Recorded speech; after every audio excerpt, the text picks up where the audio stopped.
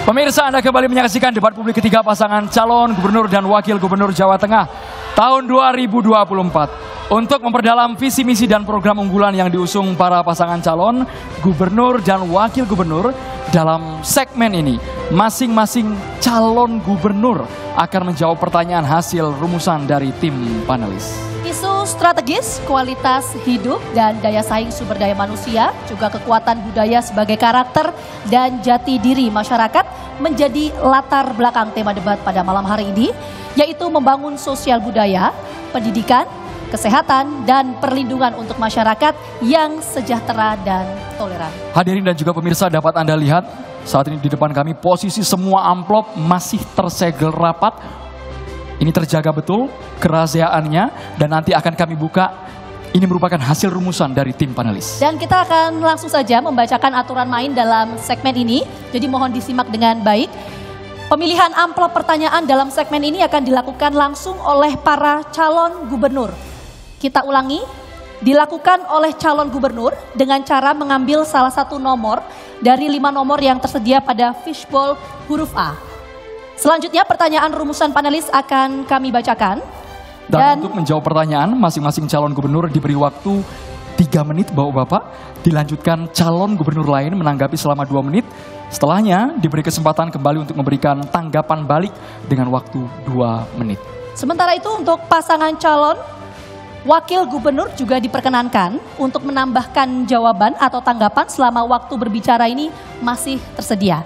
Jadi saya akan langsung memulai untuk calon gubernur nomor urut 2 untuk langsung mengambil nomor amplop pertanyaan dalam fishbowl huruf A. Kami persilahkan. Calon gubernur nomor urut 02. Ditunjukkan ke kamera, Bapak. Mendapatkan nomor berapa? Sebentar, Bapak. Mendapatkan nomor 5. Baik, saya akan langsung bacakan. Di sini masih tersegel dan saya hanya akan bacakan 1 kali, jadi mohon disimak dengan baik.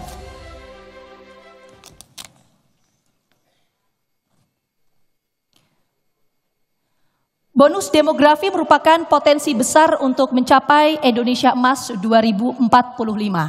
Akan tetapi, bonus demografi dapat menjadi malapetaka jika tidak dikelola dengan baik. Badan Pusat Statistik atau BPS mencatat jumlah pengangguran di Provinsi Jawa Tengah kian turun sejumlah 0,17 juta orang dari 1,11 juta orang menjadi 0,94 juta orang pada tahun 2024. Data ini menunjukkan kondisi ketenagakerjaan di Provinsi Jawa Tengah yang semakin baik. Namun jumlahnya masih tetap tinggi, 945.000. Pertanyaannya, bagaimana kebijakan, strategi, dan upaya berkelanjutan pasangan calon untuk menangani masalah ketenagakerjaan tersebut? Kami persilakan kepada calon gubernur nomor urut 2 untuk menjawab. Waktu Anda 3 menit dimulai sejak Anda berbicara.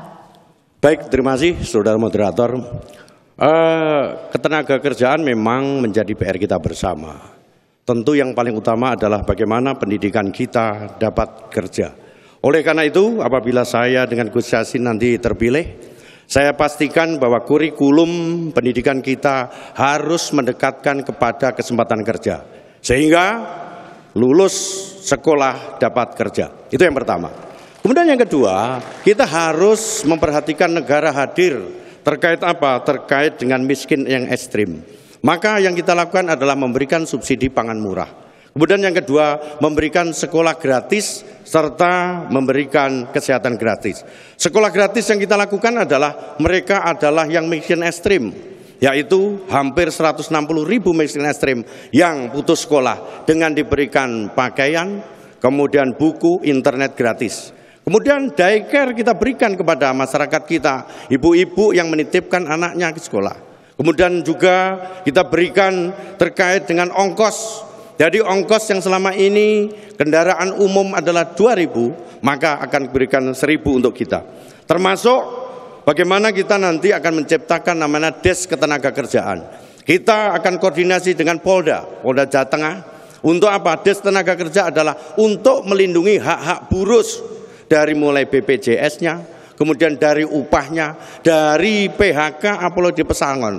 Ini merupakan pelindungan buruh yang ada di Jawa Tengah. Termasuk bagaimana kita menghubungi antara buruh, kemudian pengusaha, serta Sivitas Akademi dalam rangka menciptakan, membahas UMR mereka dibahas secara industrial. Termasuk kita juga akan melakukan perlindungan buruh terhadap perempuan. Bagaimana perempuan dapat cuti terkait dengan hamil, kemudian cuti terkait melahirkan, cuti kepada dia keguguran. Termasuk kendaraan-kendaraan ibu-ibu kita diperhatikan antara perempuan dan laki-laki.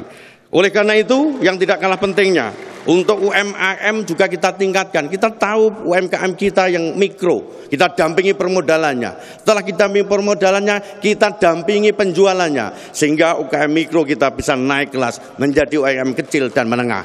Dan juga hasil serapan tani bagi para buruh-buruh tani kita. Kita punya namanya jam kerida, kita punya namanya jateng berdikari, di mana dua hal ini yang bisa mengangkat daripada petani kita terkait gagal panen, terkait dengan bagaimana stabilisasi harga kita lakukan. Ini semua untuk menjamin bahwa buruh kita akan mampu mengangkat ekonomi dalam hal ini Jawa Tengah. Bagaimanapun juga ini ada keterkaitan. Jawa Tengah adalah merupakan lumbung pangan nasional sebagaimana RPJM kita. Terima kasih. Kami persilakan calon gubernur nomor urut 1 menanggapi jawaban calon gubernur nomor urut 2. Waktu 2 menit dimulai ketika berbicara. Mas Lutfi sudah menjelaskan program-program yang sangat bagus, tapi memang kita memerlukan terobosan-terobosan agar masalah ketenaga kerjaan, pengangguran ini bisa mendapatkan solusi, khususnya kita menghadapi bonus demografi yang cukup menekan sebenarnya. Apabila dalam 5 tahun ke depan kita tidak bisa mengurangi jumlah pengangguran dan masalah ketenaga kerjaan, maka ini akan justru menjadi beban bagi pemerintah provinsi maupun kabupaten kota. Saya mengusulkan kita juga perlu memberikan insentif khususnya kepada usaha-usaha yang menyerap tenaga kerja, sedemikian rupa sehingga mereka punya ruang fiskal maupun anggaran untuk justru melakukan ekspansi. Kalau kita kurangi beban-beban mereka, baik yang sifatnya pajak, retribusi, kita bantu dalam hal perizinan, maka kita berharap akan semakin banyak usaha-usaha yang kemudian tumbuh, kemudian hadir, sehingga menyerap tenaga kerja. Insentif atau relaksasi ini memang diperlukan. Karena apa? Supaya membedakan mana usaha-usaha yang bisa menyerap tenaga kerja semaksimal mungkin dan juga mana usaha-usaha yang tidak. Sedemikian rupa sehingga kita berharap semakin banyak usaha yang hadir di Jawa Tengah ini justru mereka menyerap tenaga kerja, termasuk menghadirkan juga usaha-usaha mikro, kecil, dan menengah yang juga bisa membantu menyerap tenaga kerja. Baik, selanjutnya calon gubernur nomor urut 2 menanggapi balik calon gubernur nomor urut 1. Waktunya 2 menit dimulai sejak Anda berbicara. Baik, terima kasih. Mungkin tambahan dari Pak Andika, saya ucapkan terima kasih. Ketarikannya dengan ketenaga kerja, kita tahu bahwa terhitung mulai September hampir 14.000 tenaga kerja kena PHK. Ini yang melandasi bagaimana kita mengangkat kembali tenaga kerja yang kena PHK. Satu hal yang mungkin menjadi terobosan kreatif kita, ke depan BLK kita harus kita perbanyak.